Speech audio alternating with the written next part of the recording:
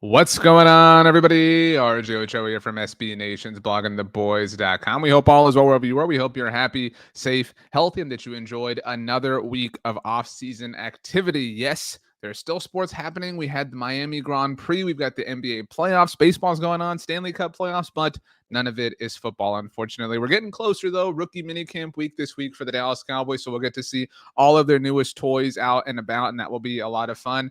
Until then, we're kind of just trying to survive, trying to make it till football activities from a more realistic standpoint. And because we love the Dallas Cowboys, we are fortunate that important things tend to happen. That's the way this all goes, America's team, et cetera, et cetera. And so today we're going to talk about something that has to do with Micah Parsons. No, it's not him at the Sixers game wearing a Philly jersey. That's the dumbest thing ever because Eagles fans are obsessed with Micah Parsons. But we're going to talk about the position that Micah Parsons is going to be playing in 2023. But before we do, I do want to say that we are on the road to 20,000 subscribers here on the Blog of the Boys YouTube channel. Cannot believe it. My heart is so full. I thank you all so much. I was going to say so many. I do thank you all so many, but I do thank you all so much. The word many was on my mind because at the time that I'm putting this video together, it's 12:42 p.m. Central Standard Time on Monday, May 8th. We are 17 subscribers away from 20,000. So if you have not subscribed, please consider doing so. We post stuff all the time. We have live shows all the time.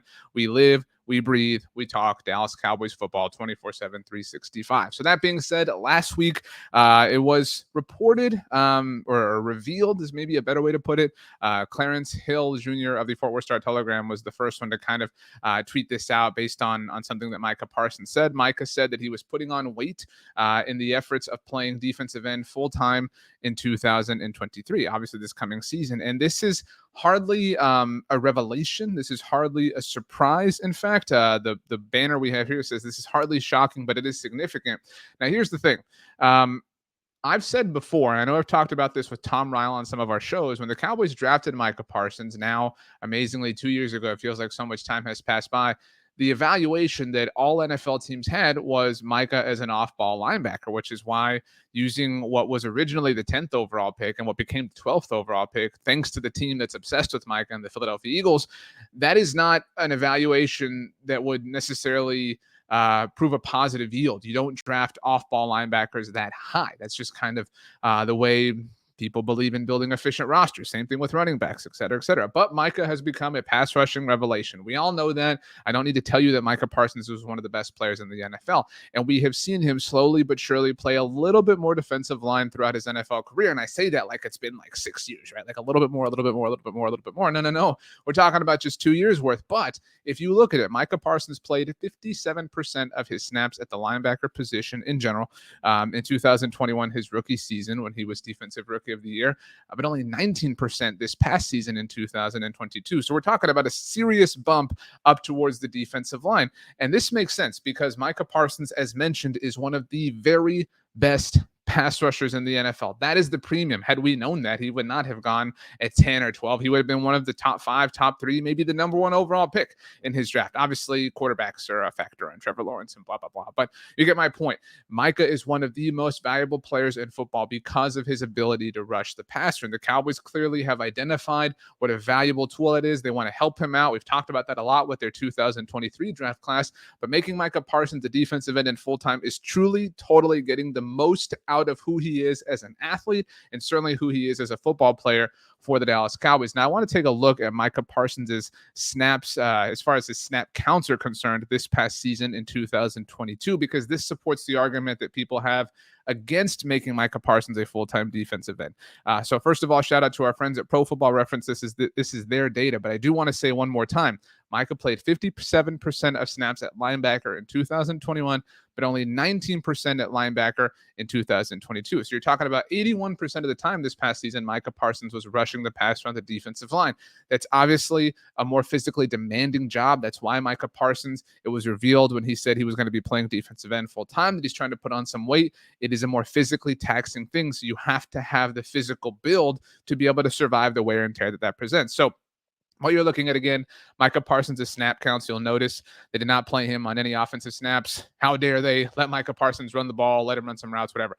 But this is an order of the Cowboys schedule. Now, I could have sorted it by most snaps to least snaps. But I do think it's interesting if we look at it this way, because this is the way the season went, obviously. 62 snaps in week 1 against the Buccaneers. That's 100%. You'll notice that is the only time that he played 100% of snaps. All right. We see that percentage shrink a little bit right there, week 2, week 3, week 4, but still playing an inordinate amount of snaps, obviously. Week 5 on the road against the Rams, the Cowboys didn't really need Micah Parsons as much. If you'll recall, they had a lot of early success, had an early defensive touchdown. And so if you can preserve Micah, we have seen the Cowboys be very cognizant of being able to kind of put him on ice and not wear him out too much when they don't have to. We've seen them obviously exercise that. But the next week on the road against the Eagles, 94.4%. That is the third most snaps from a percentage standpoint that Micah Parsons played in 2022. The most was that 100% against Tampa in week 1, obviously as fresh as you'll ever be, the season opener. But the second most was down in week 15, right here, if I can get my orientation down. Week 15, when the Cowboys, Micah didn't play, or excuse me, game 15. Goodness gracious, I'm getting all lost here in my numbers. But game 15, when the Cowboys hosted the Eagles, that was on Christmas Eve, the win, 3rd and 30, T.Y. Hilton, Darius Slay, blah, blah, blah, blah, blah, 95.8%. It's not hard to discern the games that the Cowboys find valuable. Look at the percentage of snaps that Micah Parsons is playing. Go all the way up to the 9th game here, the Green Bay Packers game that the Cowboys lost when they blew a 14-point lead, obviously, in the 4th quarter, 95.3% of snaps. The next week in Minnesota, like we talked about, Micah had a big play early in that game, caused the fumble on Kirk Cousins, that first 3rd down, and the Cowboys ran away with the whole thing, so he didn't have to play a ton. 66.7% of snaps, 67.2 the next week. That's a short week. Again, all these things are important factors. And so the reason I show you this is because there are a lot of people who are against the idea, and not against in a fighting or upset way, but against the idea because it is a more physically taxing thing. And Micah Parsons is the best player on the Dallas Cowboys, so you want to have him available. You want to have him around. You want to have him obviously playing at the highest possible level when you get down to the end of the regular season and obviously in the playoffs. Those are the games that matter and that mean the most. And I will say the Cowboys obviously understand how to kind of put Micah on ice. I used that expression earlier, but how to play this game. It is difficult. And we've seen them take that approach with Zeke Elliott in the past, obviously preserving his touches for the end of the season and for the playoffs. And so moving Micah Parsons to defensive line full time is a risky thing in the sense that, you are taking a chance at him having far more wear and tear from a physical standpoint, maybe if it's not even from a snaps or percentage of snaps standpoint, but it is a difficult thing to do. But I do think it is the thing that makes the most sense. If we take a look at the current Cowboys depth chart, let me get out of your way here. This does not include the rookie class, by the way, but I don't think that we'll have any rookie starters outside of Mozzie Smith if he does wind up starting. But you're talking about DeMarcus Lawrence, Jonathan Hankins, Osa Digizua. Micah Parsons is effectively your other pass rusher opposite of Tank Lawrence. And the conversation becomes, why would you want to bump Micah back?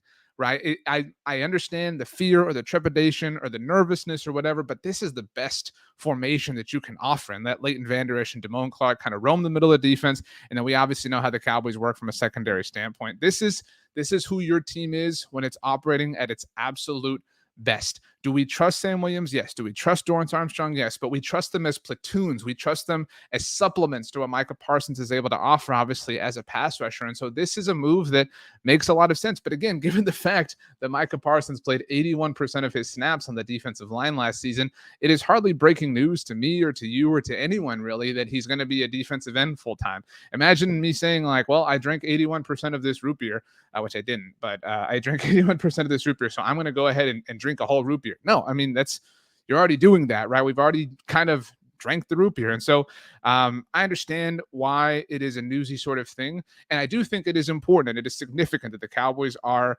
identifying that they are fully and totally going to move forward with Micah Parsons as their defensive end. And so that's a good thing. It makes them the best version of themselves that they can possibly be. And I think that that's something worth being excited about. But kudos to Micah. Kudos to you. Kudos to me. Kudos to everybody. So I hope you're having a wonderful day. Like I said, thank you to all of you who have been subscribers with us for so long.